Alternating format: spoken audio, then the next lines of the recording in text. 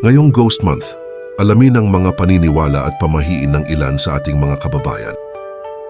Sa paniniwalang Tsino, ang Ghost Month ay ang panahon kung kailan bumubukas ang pintuan ng mundo ng mga patay. Karamihan sa ating mga Pilipino at mga Tsino'yag-aalay ng pagkain at insenso upang maibsan ang gutom ng mga kaluluwang ligaw. Iniiwasan ang kasal, paglipat ng bahay o paglalakbay sa gabi dahil ito ay nagdadala ng mga kamalasan sa buhay.